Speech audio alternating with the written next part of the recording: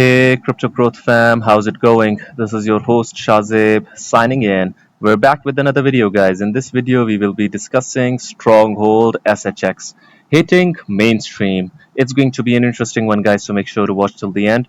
And folks, for those of you who are new to the channel, we primarily discuss utility coins and potential gems. If you're interested in any of that stuff, then subscribe the channel and hit the notification icon for regular videos. And you can also support the channel by becoming a Patreon, so do check that out as well, only if you're interested. And folks, keep your assets safe, and for that you guys can check out the Crypto Growth exclusive discount offer on Decent. Decent is convenient, safe, and secure. You can check out their biometric wallet, which has got a phenomenal $50 off. And you can also check out their biometric wallet 2x package, guys, which has got an astonishing $129 off, only if you follow the link in the description box below. By the way, folks, Decent supports 3,000 plus of your favorite coins and tokens, and it supports 50 plus blockchain mainnets, including our favorite Stellar. I personally prefer storing the assets in a cold hardware wallet, so do check out Decent and be safe. Anyways, guys, now let us look into the price and chart of SHX at the time of the recording, and let's see what it has been up to lately, guys. So this is SHX, guys. It is up 8.09% in the last 7 days. If you look at the monthly chart, it is down 2.77%. Nothing much over here as well. 0.005 being the attraction point. In my opinion, the price comes back to this price range time and again. But guys, in the yearly, it is up 823.30%. Despite this correction over here, this dip over here, the price has remained intact above these support levels. Let's hope that the price remains above it, because if it does, it eventually will go up and test the all-time highs. It certainly has the potential to do so. So guys, I've brought for you a video over here, an interview from Y Whales. This is Tammy Camp from Stronghold. To check this whole thing out, guys, you have to basically check it out, the 1 hour long interview. There are a lot of things that Tammy has to say, but we're just going to be looking at bits and pieces of it, because we're going to be looking at a certain section of it, guys. So let's see what Tammy has to say. By the way, you can check out the introduction of Stronghold as well in the description.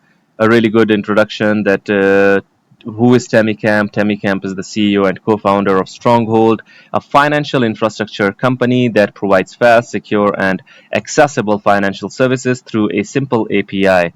So you guys can check this out. Anyways, let's see what Tammy has to say. Really, we're still very early. It's exciting. So what do you think is the, for Stronghold? Let's be clear on this is your opinion. What will it take for you to feel like Stronghold has hit mainstream? That you're everyone's beating down your door because you have the cryptocurrency solution. What's going to be the precipice that really pushes that over? Is it going to be the banks adopting it? Is it going to be media adopting it, or is it just going to be kind of bypassing TradFi and just a number of businesses saying, I don't need to start up in the fiat world. I can just go to Stronghold and a number of other suppliers and still pay my taxes, do everything else, but I don't need to be part of the TradFi world. Right.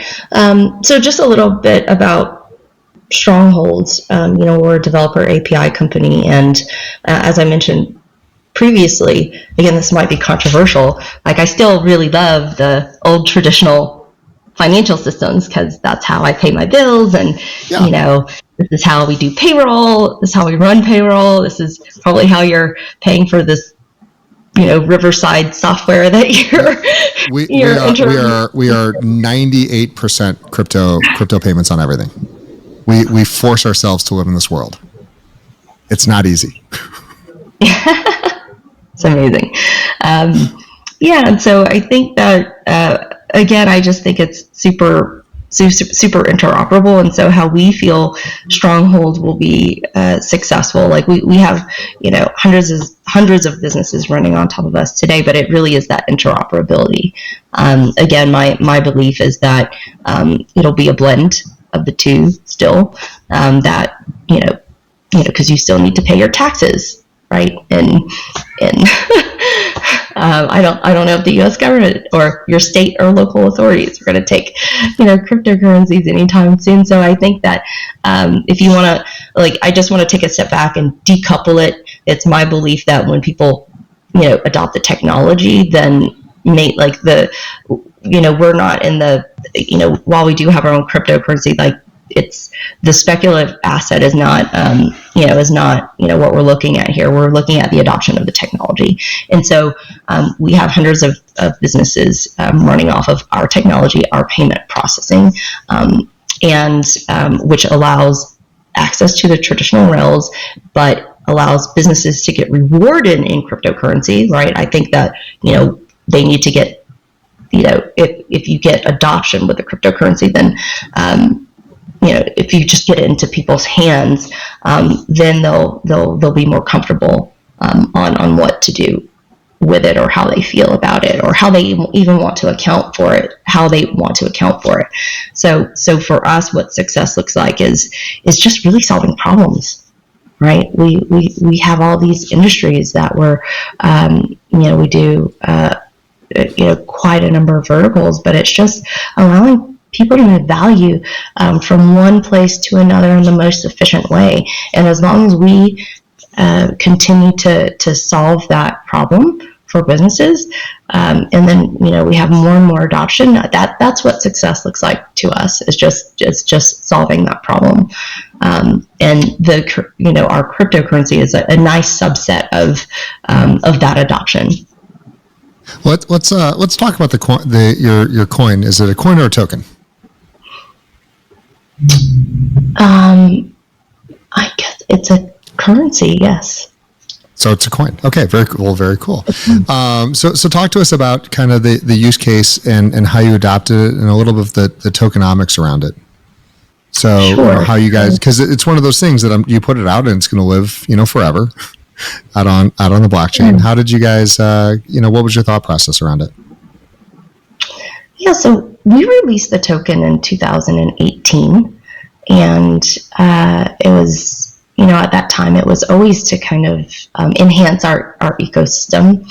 At that point, we had IBM was one of our first customers, and it was really just to kind of allow some of these more enterprise businesses to have it and use it for discounted fees or to offset their fees, and that's very similar to it's kind of morphed of how we use it today in our ecosystem. Again, we have hundreds of businesses on our platform, and so what we do is we incentivize, or we reward businesses. The more payments that they put through our payment processing, like the traditional side, we actually reward them with our cryptocurrency, which is our token, and they can either use that token to offset their merchant processing fees, like the typical 2.9% processing fee. So it's effectively takes that cost basis to zero, right? So basically free payments, and then they can either use it to offset fees, or they can use it for to put on their balance sheet, because as we were discussing today, they may choose to keep it on their balance sheet to have it to do what they want with it. And so they can either keep it on their balance sheet, or they can lend it to other businesses and earn yield on it through decentralized finance, so they can give other businesses more working capital, right? So that's another use case is DeFi. And then third is governance, like back to what you were saying. For as many people who hold the token, they can actually vote on, some of the changes or some of the things that we want to do going into the future. That's so cool. It's super exciting. Yeah. Yeah, it's really, and it's, as you create these, you have to just really think through, like, I'm going to be responsible for these for a long time. And we see a lot of, people flush, throw out a token and then they don't really know what to do with it. And so, it's interesting to hear how yours has evolved over time, and it actually has some really great use cases. I used to run a large retail operation, and I can tell you I would have loved to have anything at all that would have offset those fees, because that's how you save the bottom line. Yeah. When you're talking about running over the rails, you're doing payment processing on this, but you're still using, the banks and ACH. Which network are you on? Which chain are you on? Or let's talk a little bit about kind of the back end. We'll get a little geeky with this. Yeah. Okay. Well, we're interoperable. So we first launched on Stellar. No surprise, because that's kind of where we started with IBM, and it is a protocol that's very specific to payments, right? It confirms in 3 to 5 seconds. Like, the transaction fees are tenths of a penny, and the throughput is like 3,000 per second. So it's very similar to how like a Visa would work today. So we first started on that. We also issued a portion of the token on Ethereum. So we have Ethereum. So it's just it's interoperable between the two. And I think that you'll see in the future that we'll go on other protocols that are more similar or more suitable for payments. So you can take your guess on what those things are. There's Solana that's out there today.